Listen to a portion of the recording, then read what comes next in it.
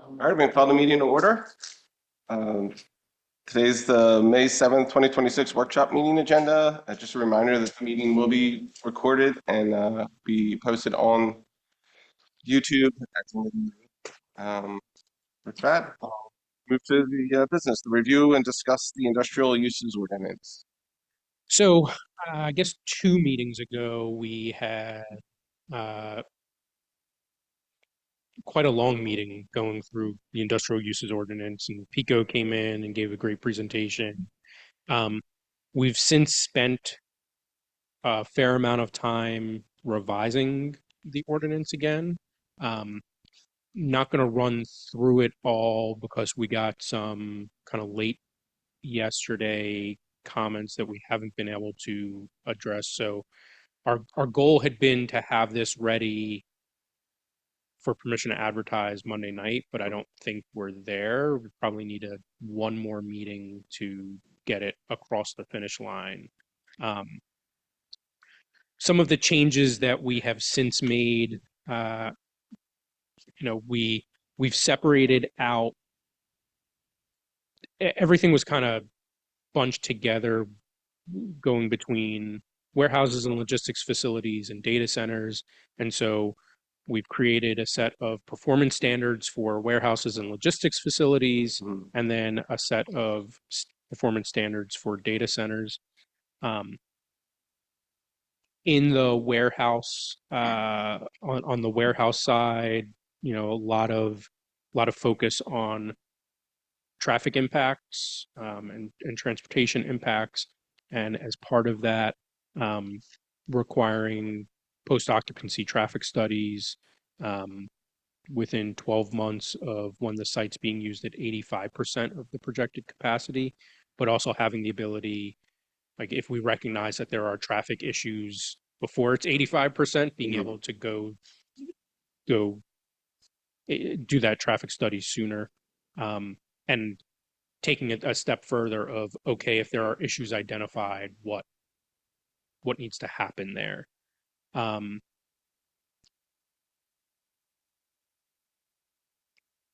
in terms of noise, we essentially reference back for warehouses and logistics facilities. We reference back to our existing noise ordinance, because our existing noise ordinance does talk about truck unloading and noise relating to that. Um, there's obviously environmental protections, and then on the energy and utility side, um, specifically for kind of high impact logistics facilities, need an infrastructure impact statement. Um, and we get into a little bit on the warehouse side about on-site power generation and regulations around that. And similarly, while it's probably not as much of an issue, looking at water supply and cooling impacts, on the warehouse side.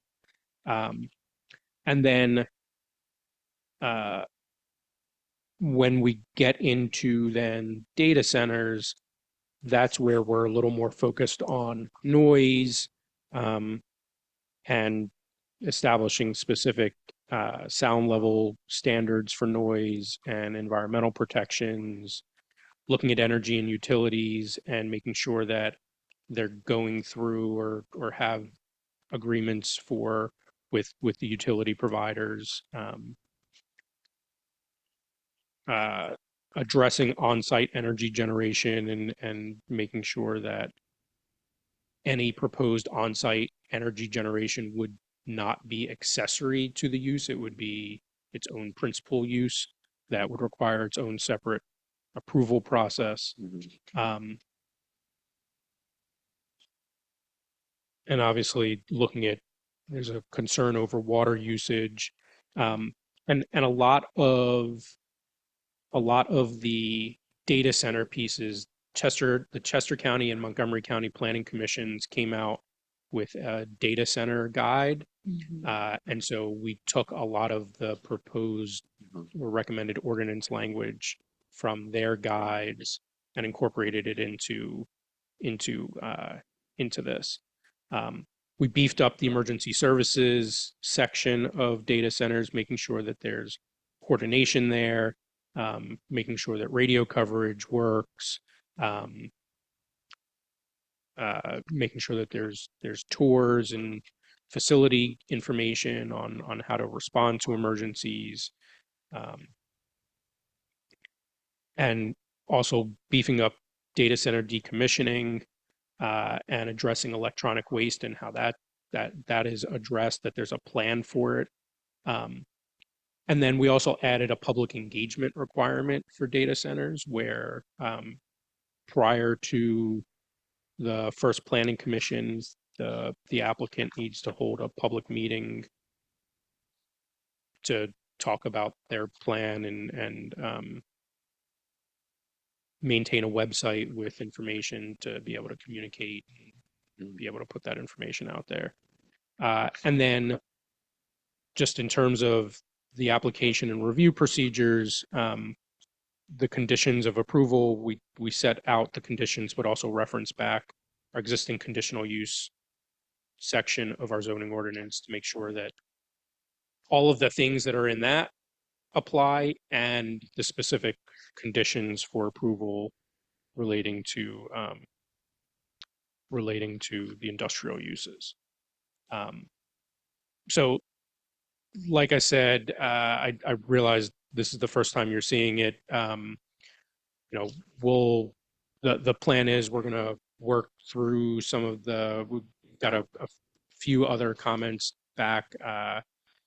We're gonna work through that, get it out to a couple of stakeholders for them to take a look at, and provide any industry feedback for us. And then the goal is to be in a position to hopefully get permission to advertise in June and adoption in July. Can I ask if we've spoken to anyone like in East Whiteland about their current data center process, and is there anything that we can learn from them that can be included in our ordinance? I'm sure you've already done that. Yeah, we have regular communication with our Mhm. peers, and they've shared some information with kind of the group in general around their experiences there. What have been some of, can we talk about that then? Like, what have been some of the things that they wish they had known prior to or put in their ordinance that, you know, I don't know that I honestly can't recall the specific if there was anything specific. I do know, interestingly, that they're going through the curative amendment process, where they've declared that they believe that their zoning ordinance is inadequate for that use, and they're working on a fairly tight timeline to address those changes and incorporate them. Um, but I'll go back through my notes and see if there's anything I'm that just, I really was just stands out. curious. Yeah, Yeah, I was just yeah, curious, like, since they're currently going, like, and they're our neighbors and yeah, what can we learn from them? yeah, yeah. Anything else on that? Any questions? All right, with that, we'll move to the update of the Act 537 plan. Um, we talked about this at the planning commission last night, but the township is preparing an updated Act 537 plan. Act 537 is referencing the Act 537 of 2000 something that deals with sewage planning. And so we're our sewer engineer, HRG, has prepared a draft Act 537 plan that does two things. One, it documents the transfer of the 50,000 gallons of sewer capacity at the Downingtown Regional Treatment Plant from East Callan Township to Euclid Township. And then it also provides the basis for diverting the Eagleview wastewater treatment plant to Downingtown. I don't think I need to tell all of you why we want to divert the Eagleview wastewater treatment plant. But just for the public knowledge, it ultimately it costs us more to treat sewage flow that goes to Eagleview than it does to Dara. And it's a size, it's a scale issue that we're dealing with. And the Eagleview wastewater treatment plant has had some serious issues. We few years ago, there was $100,000 repair, structural repair that ballooned into a little over $1 million. And I'm glad to say that we're finally done that, but that was a big surprise. And the plant, the plant dates back to the 90s. And so it's given its age, it could be costly to continue to operate and maintain it. And the reality is that the treatment plant doesn't have adequate capacity for the future wastewater needs of the township. So what's proposed is several things. One, in the plan, again, it's the purchase of the 50,000 gallons of capacity from East County Township, and Hankin is funding that entirely. We're proposing to build a pump station, and I should pull up the map here. Proposing to build a pump station at the existing treatment plant location, and so that would allow us to divert the flow from the treatment plant, and then it would be a 12-inch force main that then goes into a gravity sewer, 21-inch gravity sewer, ultimately connecting to the Shimona Creek interceptor and then traveling the rest of the way down to Downingtown and the treatment plant there. The force main and gravity sewers would be primarily constructed within existing roads, so there's no additional right-of-way or easements that are required. Once the gravity sewer is constructed, the overlook pump station here would be demolished. And then after this pump station up here and the force main are constructed, we would decommission the Eagleview wastewater treatment plant and not demolish it yet. So the Downingtown treatment plant at the same time is going through a plant modernization project where they're addressing flood issues there, but they're also upgrading some of the equipment that they're putting in, so then they can get a re-rate for an additional 1 million gallons per day treatment capacity at the plant. We would get a proportion of that. There's 5 municipalities that are part of the Downingtown treatment plant. It's Euclid, West Whiteland, Callan Township, East Callan Township, and Downingtown Borough. We would get roughly 28% of that 1 million gallons per day, so another 284,000 gallons per day. And so once that capacity is available at Downingtown, and we have that capacity, then we would be able to demolish the treatment plant.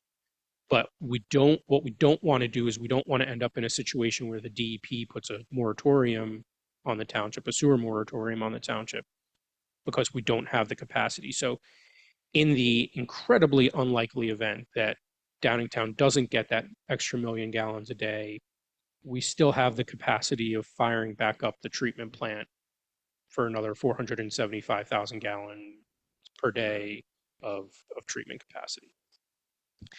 In terms of cost, the 50,000 gallon per day transfer from East Callan doesn't cost us anything because, like I said, Hankin's paying for that. The pump station, force main, and gravity sewers, the total estimated project cost is almost $3.6 million. The majority of that cost will be paid by Hankin. They've agreed to fund $3 million towards the cost of that. We've received a $500,000 grant towards the project. And then the balance, we'd either work with Hankin to make up the balance, or from our existing revenues that we have in the sewer fund, we can afford $75,000 for. No, I'm with this completely free. I mean, we're getting there. Gonna try. We're gonna try. And like I said, the unit cost for treatment is less expensive at Downingtown than it is at Eagleview, so the diversion ultimately is a net positive. Our goal is to submit the 537 plan to DEP by the end of June. Design and permitting with permit approvals are anticipated to be completed in the spring of 2027. Construction would occur hopefully summer of 2027 through the spring of 2028. And then the purchase of that additional capacity in Downingtown, that's harder to estimate just given all of the complexities involved there.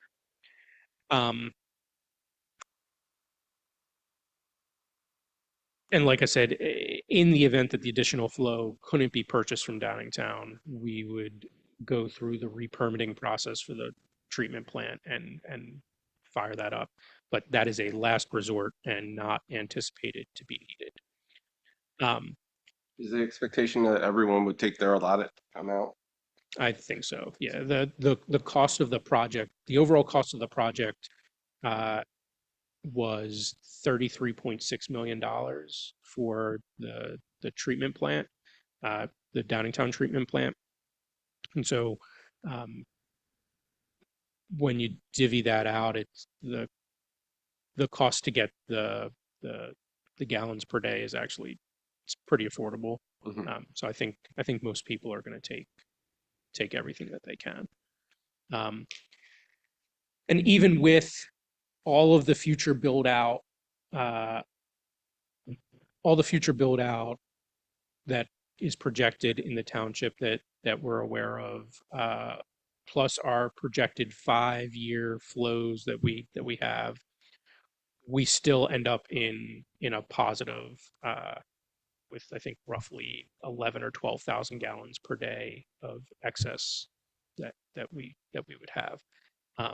And again, that's based on complete build out of the township. Trying to think of what else. We talked to the planning commission about this last night. They didn't have many questions. We're going to draft a letter for them to review and approve at their June 3rd meeting. And that has to be incorporated. That has to be included with the plan. And our goal is to at the Board of Supervisors the June meeting to have this on the agenda for adoption. Because we provide sewer service, limited sewer service to the Eagleview properties in Upper Euclid Township also has to review and adopt it. And because the East Count is involved in the 50,000 gallon per day capacity allocation, East Count has to review and approve this as well. So it's a fairly tight timeline, but we're pretty confident in our ability to get it across the finish line. There's no, I'm assuming these are all pretty locked up agreements, because I know there was a while we had a negotiation with these Callan, and I know they weren't, this was one of the roadblocks. So they're good? Correct. Okay. Correct. We have, to the best of our knowledge, we have smoothed everything over. That this should be a pretty easy road to traverse. There was public notice about the 537 plan placed in the Daily Local yesterday, and the plan is available for inspection here at the township office. It'll be on our website next week for anybody that wants to review. Obviously, public comments will be accepted at the June board meeting, as well as any comments or questions from the public or the board obviously are welcome in advance of that as well. Well, I think I've said it before, but bears repeating, and I'll probably say it again later. I'm wildly impressed with how this got put together. Like from where we were a couple years ago, looking at the potential of how we were going to do all this to this plan. I congratulate to everyone who's working on it. And thank you. Because this was gonna be a huge budget hit. We didn't know how to pay for it. And Yeah, now now- this was practically free. Yeah. Yeah. You can't beat that. I don't I mean, know I the know there was- backstory, but that's pretty awesome. Yeah, I'm sure. I mean, I think it's probably all just generosity from Hank inside. I'm sure. Right? No, I know that. I know the details, but okay. Is there any comments, questions? All right, we'll move to the steering committee for the comprehensive parks, recreation, and open space plan. So we got a grant from the Department of Conservation and Natural Resources to put together a comprehensive recreation, open space, comprehensive park recreation and open space plan. And that looks at all of our parks, all of our existing parks, and build out of the township, and makes recommendations on improvement of the existing parks and what we need to do kind of moving forward and forward thinking. So it's a bit of a strategic document as well as a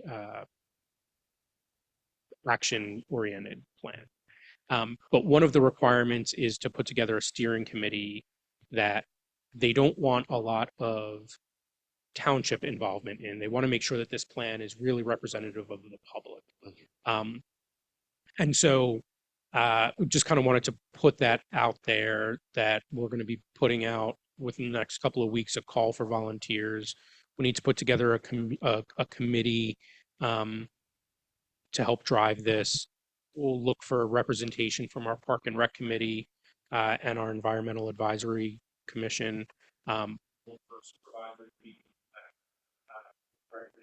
school district, the participant in that, maybe a church or some other religious organization here in the township. Probably somebody from the planning commission and DARP, regional recreation consortium, maybe a representative of the business community, and obviously OI. Hopefully get some student involvement in that, and then folks from the different, right? So I was thinking Marshwood, Williamsburg, Rhonda, Welsh Airs, I don't know, maybe if you want to get somebody from the Seasons, trying to think of The big ones, yeah. How big is the steering committee gonna? That was a lot of people. Where somebody may be able to wear multiple hats, that's great. You know, realistically, ideally, the committee would be like no more than 12, but I think we're a fairly large township, and so I could potentially see 20 or 25 people on that steering committee. And ultimately, it's going to be whoever our vendor is that's going to put together the plan. Their problem to manage all of those personalities. But initially, we'll need to have them part of reviewing the RFP and helping select the right vendor to do that. What's the do we have a timeline on how this, at least getting the vendor in place? Yeah, so I'm gonna give ourselves a little bit of breathing room. By the end of the year, we'll have the steering committee up, a RFP up on the street, vendor selected. And then it's probably an 18-month process to put together. Great. Any questions? Yeah. No. All right, move to the business meeting agenda review.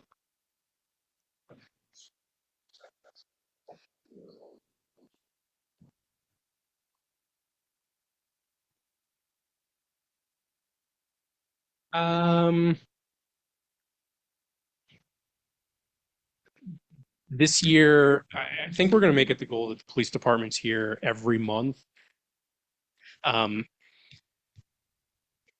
But we'll have Officer Lindy is going to be recognized by the VFW for the John Ratcho Award. Believe he's now our third officer to receive that recognition, which is pretty incredible. We're gonna have the swearing in of 2 new fire police officers. We're looking for authorization to apply for a grant for the Euclid Trail Connector. We'll be looking to purchase a Volvo wheel loader. There's a typo there. That's budgeted in the capital budget. 675 Peck Road has an extension request. Conditional use hearing request for Eagle View Town Center, Lot 17. Preliminary final land development plan was submitted for 713 Haywood Drive. So those are more kind of acknowledgements and permissions to advertise. Then we'll be talking with 510 North Pottstown Pike on a zoning amendment, zoning change. They were here last night in front of the Planning Commission. The Planning Commission recommended the zoning change. And then we may also have one other grant that the EAC, I think, is looking to apply for. I glanced at that before running down here. Okay. Should be pretty simple. I will say that the agenda grew from a week ago. There were 2 things on here.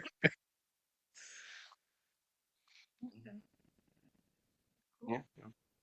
And I just wanted to remind everybody, Saturday is our first dumpster day. So if you've got trash, bring it. That'll be on Cherie Boulevard beginning at 8 a.m. going until 12 p.m. Folks will come in off 113 and then exit onto Route 100 from there. Looking forward to it. Any questions? I mean, the 510 Pottstown Pike, they had to get agreement from West Whiteland too, right? And that's already been done, or is this not? They did go to West Whiteland, but they're only looking to change the zoning for the portion that's in Euclid. And then they're going to go through the subdivision process to subdivide the 1 lot into 3 lots. Okay. So 2 lots would be in West Whiteland and 1 would be in Euclid. Thank you.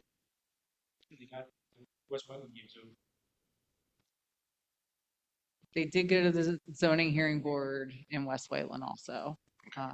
So we'll have a copy of that decision for you guys as well. Okay, thank you. All right. All right, if there's no other questions, I'll make a motion to adjourn. Second. All in favor? Aye. All right, thanks everyone.